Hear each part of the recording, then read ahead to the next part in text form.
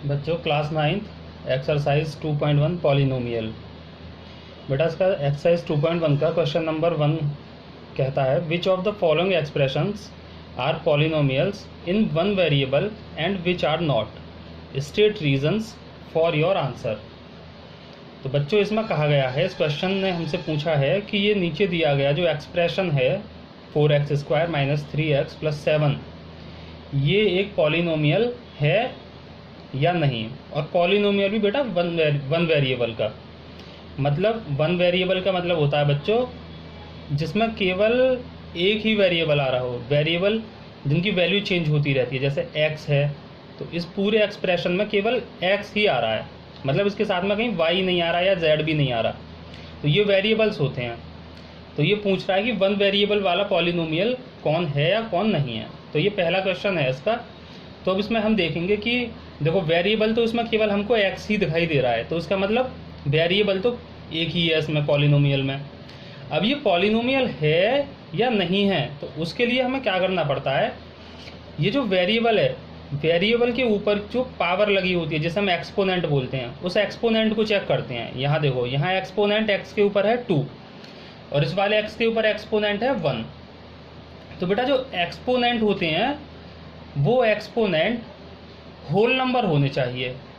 Whole number कौन कौन से होते हैं, जो 0, 1, 2, 3, 4, 5, 6 है ना, मतलब जो 0 से स्टार्ट होते हैं। तो हमारे वेरिएबल के ऊपर एक्सपोनेंट होल नंबर हो तो ये एक्सप्रेशन पॉलिनोमियल होगा। अगर इसके ऊपर जो एक्सपोनेंट है वो होल नंबर नहीं है तो ये पॉलिनोमियल नहीं होगा। मतलब अगर x के ऊपर फॉर एग्जांपल -1 होता तो ये अगर -1, और -1 बेटा एक होल नंबर नहीं है, -1 होल नंबर ये जो है होल नंबर नहीं है ना। तो इस केस में ये जो एक्सप्रेशन है ये एक पॉलिनोमियल नहीं होगा। लेकिन यहाँ पे x के ऊपर देखो 2 लिखा हुआ है एक, और यहाँ पे x के ऊपर 1 है, बेटा कुछ नहीं होता तो पावर 1 होती है, तो ये दोनों होल नंबर्स हैं। ठीक, तो ये कंडीशन होती है कि अगर अलजेब्रिक एक्सप्रेशन में वेरिएबल का एक्सपोनेंट होल नंबर है तो ये एक्सप्रेशन पॉलिनोमियल होगा। ठीक है, तो यहाँ पे हम क्या लिखेंगे, सिंस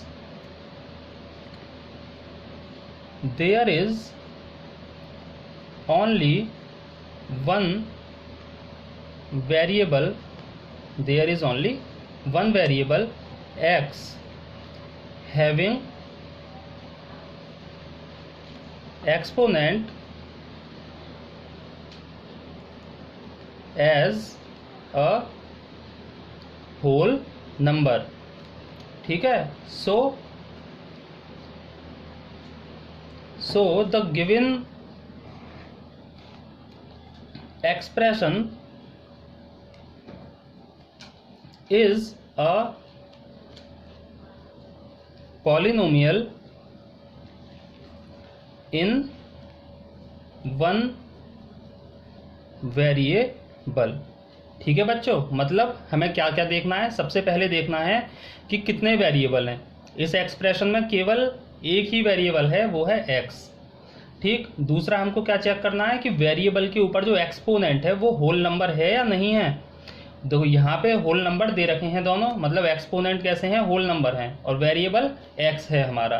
तो इसका मतलब क्या हो गया कि ये जो एक्सप्रेशन है ये पॉलिनोमियल है, और वो भी केवल एक ही वेरिएबल है इसके पास। इस पॉलिनोमियल के पास केवल एक ही वेरिएबल है, इसीलिए the given expression is a polynomial in one variable. बेटा इस क्वेश्चन का दूसरा पार्ट है y² + √2। ठीक है, तो इसमें भी हमें चेक करना है कि ये पॉलिनोमियल है। अगर पॉलिनोमियल है तो ये वन वेरिएबल में है या नहीं है। तो सबसे पहले तो हम चेक करेंगे कि इसमें कितने वेरिएबल हैं। देखो इसमें केवल एक ही वेरिएबल है, वो है y। ठीक है, तो हम बोलेंगे कि ये वन वेरिएबल का एक्सप्रेशन है।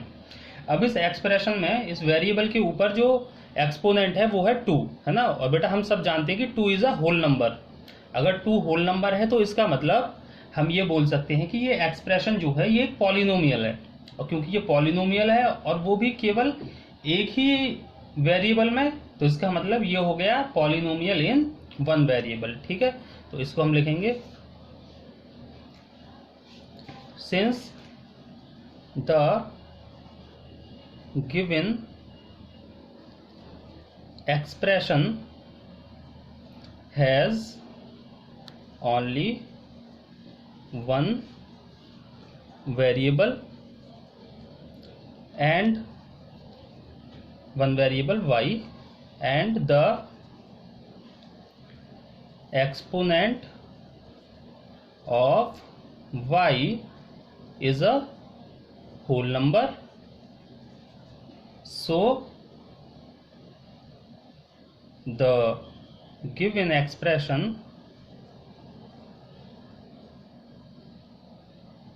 is a polynomial in one variable,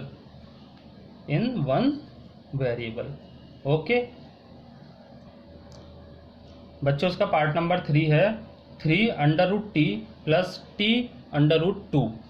तो इस एक्सप्रेशन में हमें दिखाई दे रहा है कि वेरिएबल तो केवल एक ही है, वेरिएबल तो केवल एक t है, लेकिन देखो ये t के ऊपर क्या है, जो पहला टर्म है इसमें इस t के ऊपर है अंडर रूट, है ना।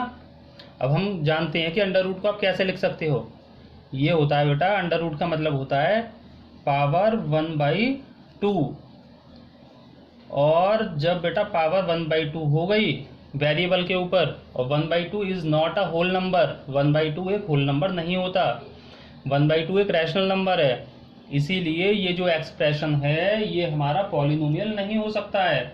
समझ रहे हो मेरी बात? वेरिएबल के ऊपर जो एक्सपोनेंट है वो 1/2 है, और 1/2 एक होल नंबर नहीं है, इसी वजह से ये एक्सप्रेशन एक पॉलिनोमियल नहीं हो सकता है। ठीक है, तो हम लिखेंगे here the exponent of variable t is 1/2, which is not a whole number, so the given expression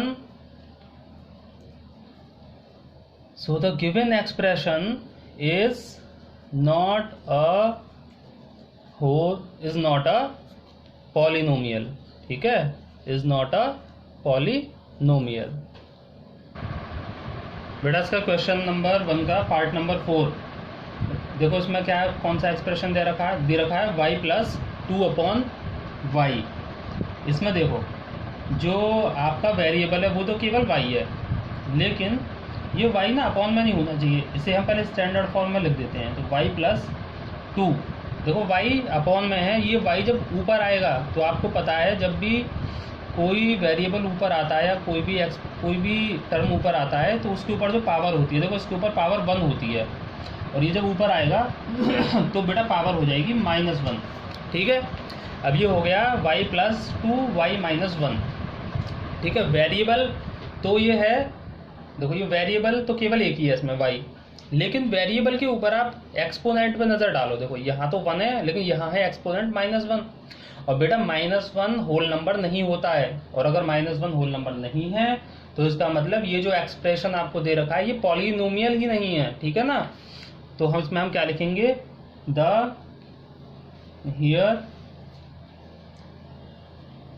exponent of variable y is -1, which is not a whole number, so the given expression is not a polynomial। ठीक है, इसका बेटा part number 5, इसका बेटा part number 5 है x⁻10 plus y³ plus t⁻50। ठीक है, अब इन्होंने हमसे क्या पूछा था क्वेश्चन में पूछा था कि ये 1 वेरिएबल के पॉलिनोमियल है या नहीं। तो देखो इसमें तो वेरिएबल कितने हैं, 1 2 3 वेरिएबल हैं, तीनों के ऊपर पावर भी, तो उसके ऊपर एक्सपोनेंट कितना है 10, ये भी होल नंबर है, इसके ऊपर एक्सपोनेंट कितना है 3, ये भी होल नंबर है, इसके ऊपर एक्सपोनेंट है 50, तो बेटा ये भी होल नंबर है। इसका मतलब ये पॉलिनोमियल तो है, लेकिन ये है पॉलिनोमियल इन 3 वेरिएबल, एक X Y Z, X Y और टी। तो इसमें क्या लिखेंगे, हियर द expression